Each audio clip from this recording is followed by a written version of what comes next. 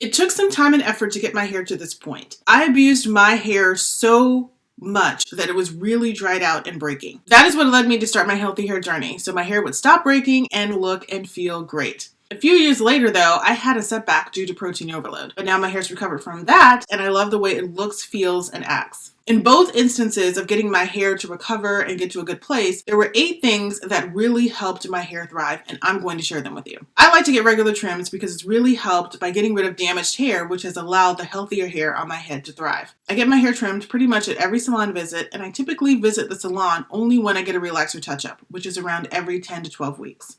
Now, there are several reasons why I like getting trims. The first is because it gets rid of split ends, which can cause some hair damage, but also make the hair not look so great. Trimming also makes my ends look neat, even, and thick. And when my ends look that way, I don't feel the need to style my hair or curl it as much. So I can wear my hair out straight like it is now. Plus, when I style or curl my hair, I'm manipulating it, and the more and more that hair is manipulated, the greater the chances of causing some damage to the hair. Deep conditioning is another technique that has really helped my relaxed hair thrive for various reasons. It helps to restore lost moisture in my hair by deeply penetrating the hair shaft. It also helps my hair retain moisture better. Deep conditioning adds strength to my hair when the conditioner contains protein ingredients, and it helps to add more shine to my hair. Now, when it comes to deep conditioning, there have been 2 things that I have done that have made it really beneficial for my hair. The first is using heated steam to enhance the deep conditioner and help it better penetrate my hair strands, even more than when it's used solo. The second is using the right deep conditioners for my hair. It took a while for me to find the right deep conditioners for my hair, but I found a few that I really like, and I share about them in my video, 10 top deep conditioners for relaxed hair. I deep condition on a weekly basis. I found that when I don't do that and I don't use heat or steam, my hair is less moisturized and it really doesn't have the same amount of body movement and moisture retention it should have. Let's talk about hairstyles now. In particular, buns. I know that wearing buns can be boring and it's not always a pretty hairstyle, but it really helped my relaxed hair so much. During the start of my hair journey and even during my protein overload setback, wearing buns was my go-to style because it helped to protect my hair and let it grow while lessening the opportunities for breakage. It was also a good way for me to disguise the breakage that my hair had. Now, when I was rocking a bun style every day of the week, I was doing what is sometimes called short-term protective styling. Now, there's also long-term protective styling, which is typically what people are talking about when they're talking about protective styling. So let me back up a little bit. Protective styling is wearing a hairstyle that will keep your hair tucked away and safe from the things that could damage it. Now, long-term protective styling is when the hair is completely covered and that style can last for several weeks, plus it keeps you from being able to get to your hair. So think weaves and things like braids. Wearing short-term protective styles like buns allowed me to have access to my hair because it wasn't completely covered for a long period of time. As I said, buns really helped my hair because it allowed me to disguise the breakage that I had. It kept my ends from being exposed so they would dry out, which could result in breakage. It kept my ends also from rubbing against my clothing, which could cause split ends, dryness, and damage. And it gave me fewer chances to have my hands in my hair and manipulate it. Another thing that has helped my relaxer thrive is moisturizing and sealing. Basically because it added moisture to my hair and locked that moisture in. Now, moisturizing and sealing is applying a liquid and or cream moisturizer to your hair and then sealing in that moisture by following up with a sealing oil or serum. I used to moisturize and seal my hair every night, and that was when my hair was recovering from damage and needed some extra love. Now that my hair is in a lot better place, I typically moisturize and seal the night after I wash my hair, and then maybe 1 or 2 other nights before my next wash. Now, I prefer to moisturize and seal at night because I cover my head with a satin scarf or cap, which captures my body heat and helps the moisturizer to penetrate my hair strands deeper than it would during the day when my hair isn't covered. My preferred products for moisturizing and sealing are a cream moisturizer like the TGIN Buttercream Daily Moisturizer and a serum like the TGIN Argan Replenishing Hair and Body Serum. Since we talked about moisturizing and sealing and I mentioned that I would cover my head at night, let's talk about nighttime protection because protecting my hair at night was another thing that helped. When I moisturize and seal my hair, I like to cover my hair with a satin scarf or cap.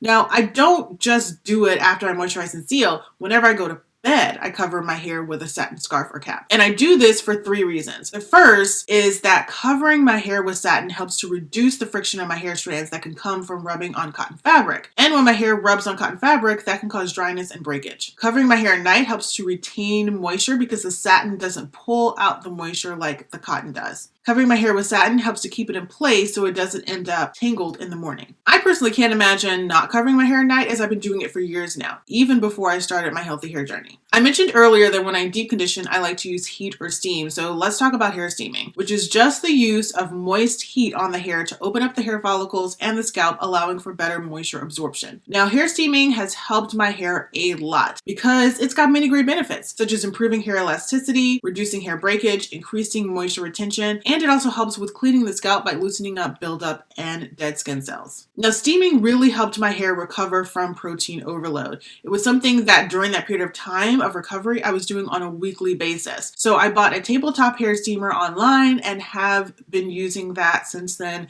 And my hair just loves it. But now that my hair is recovered from protein overload, I just steam once or twice a month when I deep condition. Okay, once we wash our hair, we have to dry it, right? And there are multiple ways that we can dry our hair. One of them is air drying. Now, I know that it's touted, and even by me, as a way to dry hair without causing damage and avoiding heat. And that is a good way to do that, but I found that air drying isn't for everyone, including me. Now, for a while in the beginning of my healthy hair journey, I was able to air dry my hair and have it come out looking nice and smooth and moisturized. But at some point that changed. My hair decided it didn't like air drying anymore and was not going to put up with it. If I tried to air dry my hair now, it would take forever to dry. Let me tell you. Forever to dry. I'm talking literally all day and even into the night. I could wash my hair in the morning and it still would not be dry at night. And since wet hair is really fragile, my hair is at risk of breakage because it's wet for like hours. Plus, when my hair would fully dry after air drying, it would lack moisture, it would feel and look rough, and it just wouldn't even retain any moisture. And guess what all that would lead to? If you said breakage, you're right. With my hair in that kind of state, dry and rough and lacking moisture, I would have to manipulate my hair more to style it and make it look decent to go outside of the house, and all of that just created more opportunities for damage. Air drying was not helping my hair thrive. It was actually doing the opposite. So to dry my hair now, I might air dry for an hour or two if I have time, and that's just to help get some excess water out of my hair. But typically I go right into using heat, and that's either heat from a hooded dryer or a blow dryer. Now, when I use a hooded dryer, I roller set my hair and I sit under the hooded dryer for an hour and a half. When I roller set my hair, it not only looks and feels smooth, but it also retains moisture throughout the week. Now, when I use a blow dryer, I usually try to start using medium heat to remove the excess water from my hair. Sometimes if I don't have a lot of time, I'll use hot heat, and then I'll come back in and I will blow out my hair using a comb attachment or a brush using medium heat, and then follow up with cool heat. Basically, I use heat to dry my hair every single week. I know it seems like it's not a good thing, but using heat helps me to dry my hair a lot quicker than if I air dried, and I get better results.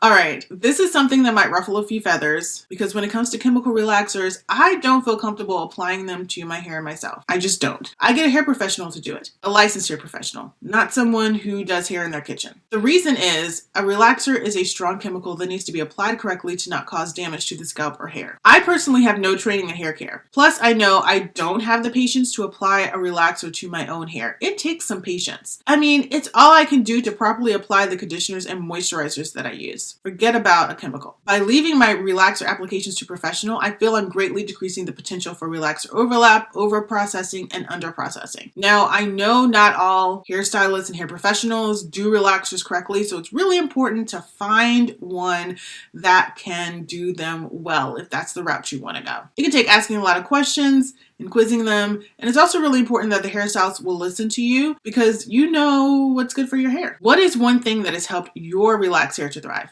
Share that in the comment section below. If you'd like to know more about the products and techniques that I use in my hair regimen, you can check out this video right here. And before you do that, please like this video, share it, and subscribe to the channel. Thanks for watching, and I'll see you in the next one.